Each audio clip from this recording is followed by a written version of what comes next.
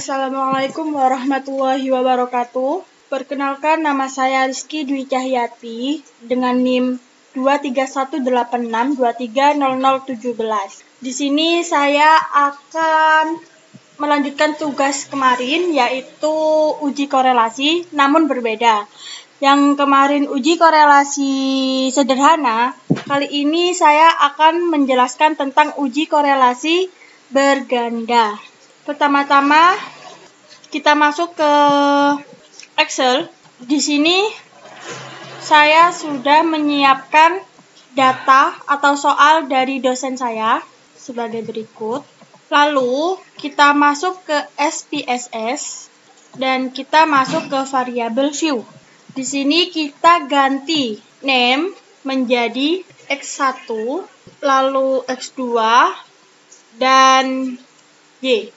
Lalu kita ganti desimal ini menjadi 0. Kita ganti semua. Lalu kita ganti measure menjadi scale seperti video kemarin. Kalau sudah, kita beralih ke data view. Di atas ini sudah terganti menjadi X1, X2, dan Y. Nah, kita masuk lagi ke Excel. Dan kita akan mengopi semua data yang sudah saya siapkan tadi. Ini. Kita copy semua. Oke. Ctrl C dan kita masuk lagi ke SPSS. Kita taruh di sini. Nah,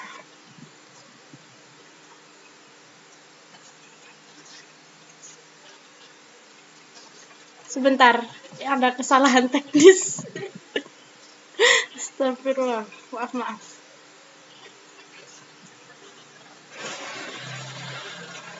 Oh.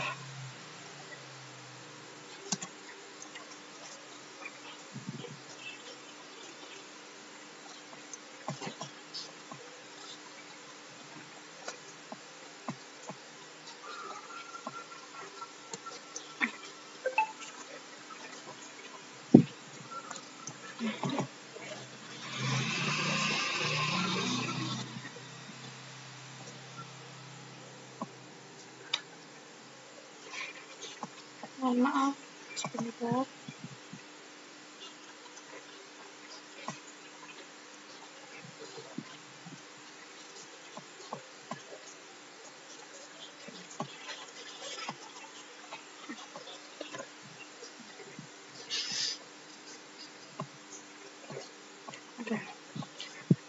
Oke, di sini sudah saya kosongkan lagi. Kita mulai dari awal. Kita masuk ke Excel terlebih dahulu. Lalu kita copy semua data. Maaf, tadi kesalahan saya adalah saya mencantumkan nomor urut ini. Ini tidak perlu dicantumkan, kita langsung ke data X ini.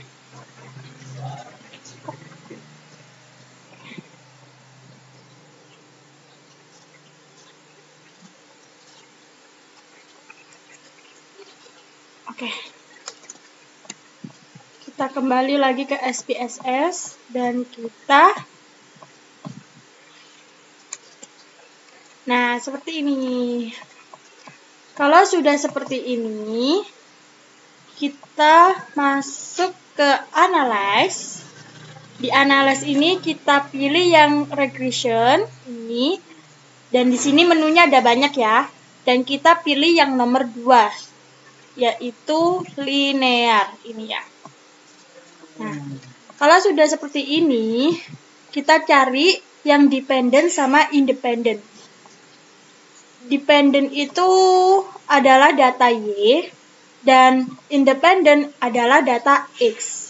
Jadi, yang Y kita pindah ke dependent dan yang X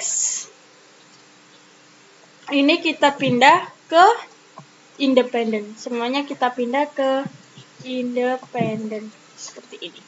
Kalau sudah seperti ini, kita masuk ke statistik yang ada di pojok kanan atas.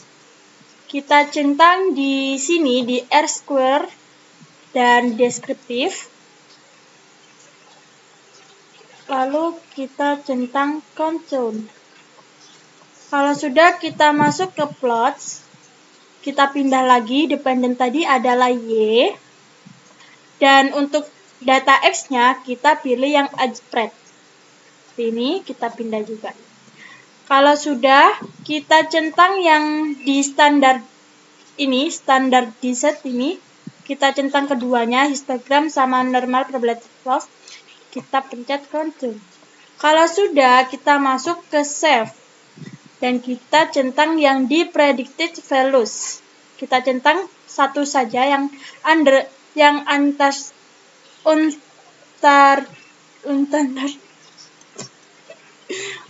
ini pokoknya. Kalau sudah kita contour.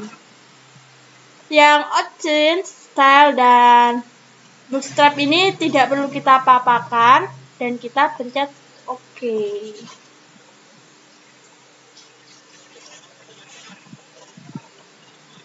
Sebentar, masih loading ya ini.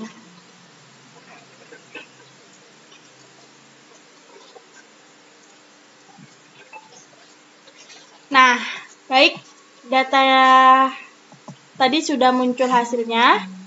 Hasilnya seperti ini.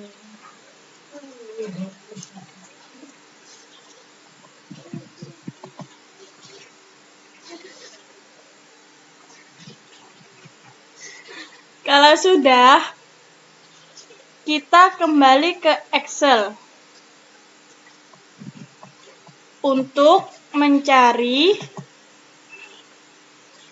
tingkat hubungan antara variabel, yaitu variabel X1, X2, dan Y. Nah, di sini saya sudah mencari dan sudah ada hasilnya. Seperti ini. Nah, bagaimana saya mencari tadi? Di sini kita tulis dulu X1 dan Y, hubungan antara X1 dan Y seperti ini.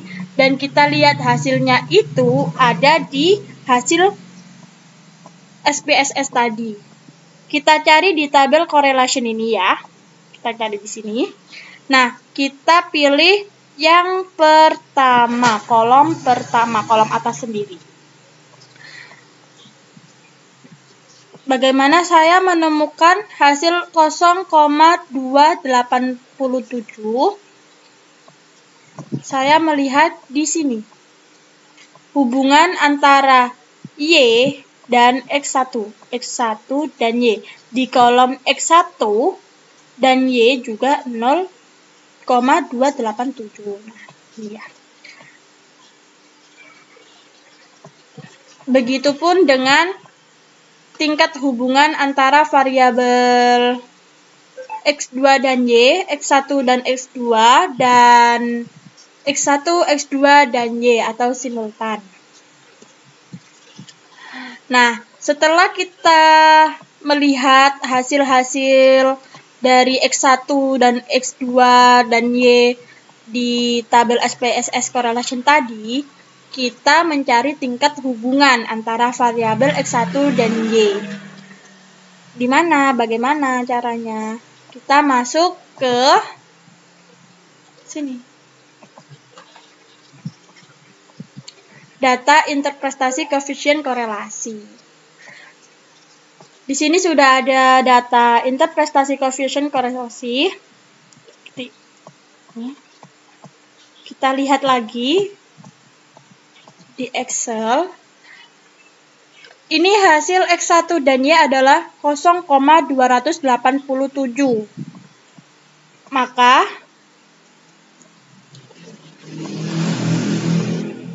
0,287 itu berada di tingkatan rendah. Kenapa? Karena di interval koefisiennya itu 0,20 sampai 0,399 itu adalah rendah. Dan kita tulis seperti ini. Kita tulis seperti ini. X2 dan Y 0,360. Kita lihat lagi di tabel tadi. Dan tetap ternyata masih ada di tingkat 0,20 sampai 0,399 yang berarti itu rendah. Tingkat hubungannya adalah rendah. pada X1 dan X2 yaitu 624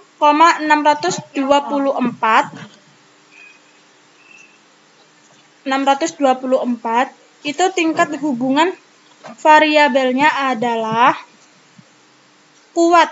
Seharusnya kuat ya. Maaf tadi di sana ada kesalahan tulis.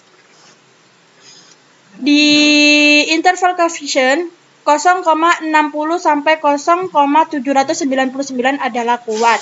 Dan hasil dari X1 dan X2 adalah 0,624 yang berarti adalah kuat. Kita ganti dulu. Ini bukan rendah ya, maaf, kesalahan. Kuat. Oke. Seperti itu. Nah, lalu untuk melihat hubungan antara X1, X2, dan Y atau kesimultan, itu kita tidak lihat di tabel correlation, tidak lihat di sini. Tapi kita scroll ke bawah, kita lihat di model summary di sini. Kita pilih kolom yang R. Kita pilih kolom yang R ini. Nah, di sini ada hasilnya yaitu 0,411. Nah, seperti ini. Nah, 0,441 tingkat hubungan antara X1, X2, dan Y simultan itu adalah sedang. Kenapa sedang? Karena pada tabel interval itu 0,40 sampai 0,599 itu adalah sedang. Seperti ini. Nah, kalau sudah, kita beralih ke hipotesis korelasi parsial. Ini, hipotesis korelasi parsial. Bagaimana kita melihatnya? Tabel korelasi tadi kita scroll ke bawah dan ini ya.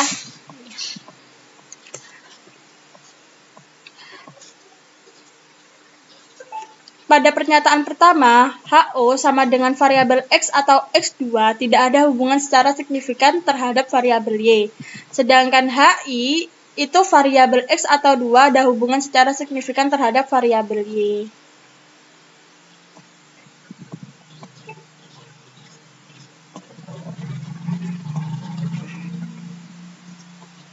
Seperti ini ya.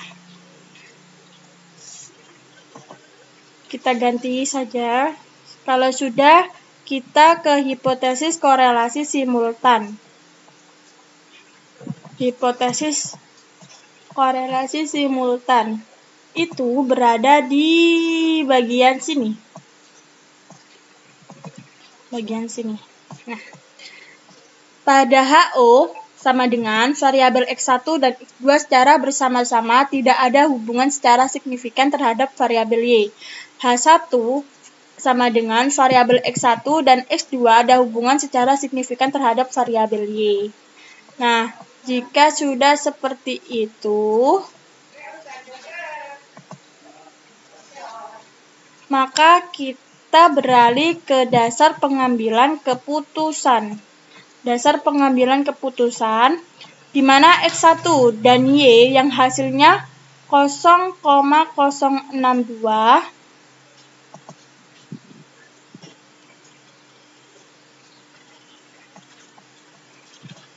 bagaimana kita tahu bahwa hasil 0 atau 0,062 ini kita masuk ke tabel SPSS tadi dan kita kembali ke tabel correlation.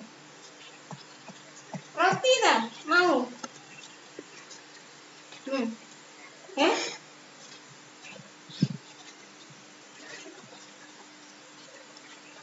Nah, di tabel correlation ini kita ambil di kolom yang kedua, sequentialed ini. Nah, hubungan antara X1 dan Y adalah 0,062. Nah, di sini kita melihat hasil dari dasar pengambilan keputusan itu di situ. Nah, X2 dan Y, hasil pengambilan keputusannya adalah 0,025.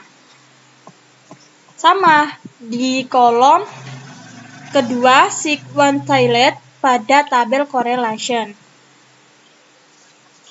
X2 dan Y 0,025. Ini. Begitupun dengan X1 dan X2. X1 dan X2 adalah 0,079. Sini 0,079.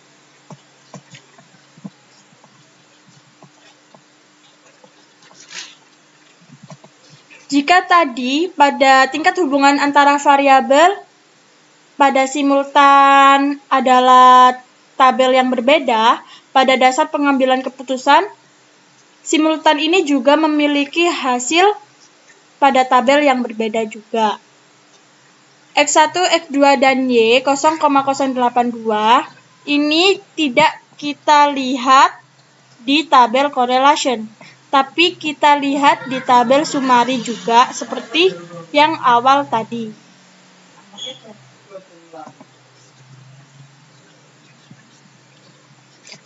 Di model summary ini, kita pilih yang sig F change, yang pada kolom terakhir ini ya, yaitu 0,082. Setelah semuanya sudah kita tulis seperti ini, maka kita tentukan. Bagaimana penentuannya? Kita lihat pada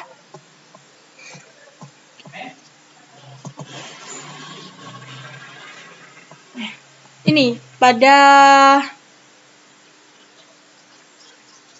hasil korelasi pengambilan keputusan ini.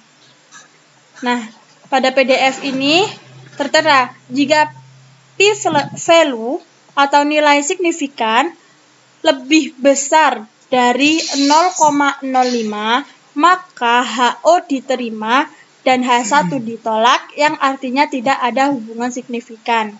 Kita lihat 0,062. 0,062. 0,6 ini lebih besar dari 0,5.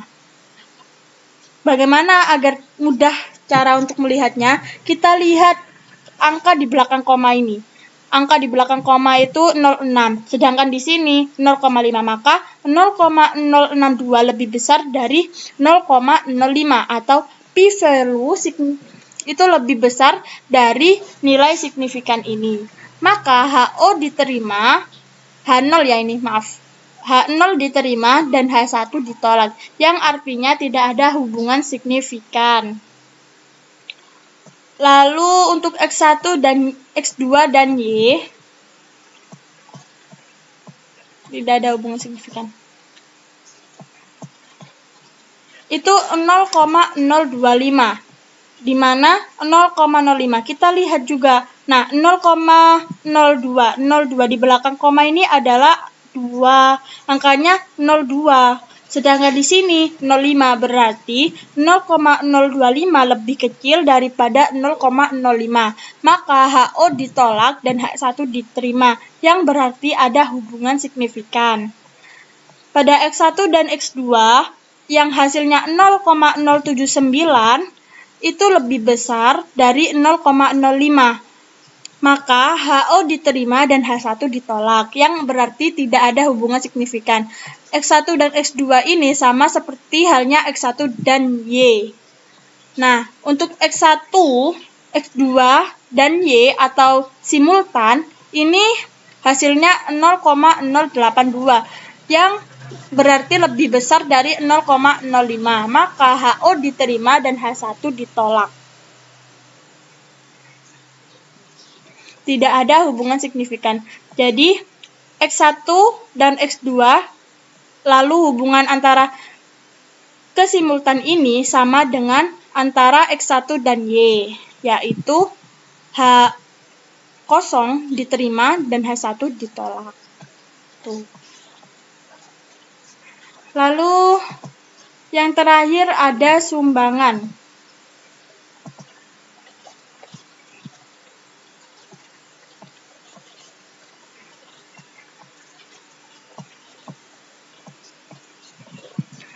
Untuk sumbangan kita lihat pada tabel SPSS.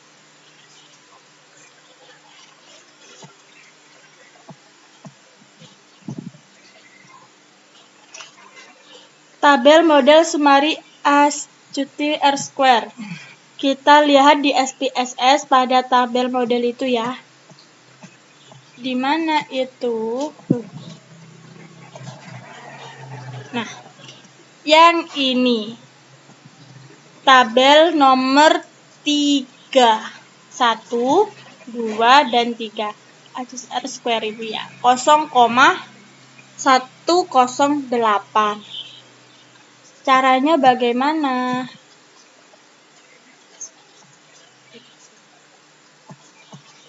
Nah, berarti 0,108 dikalikan 100%, yang berarti 10,8%.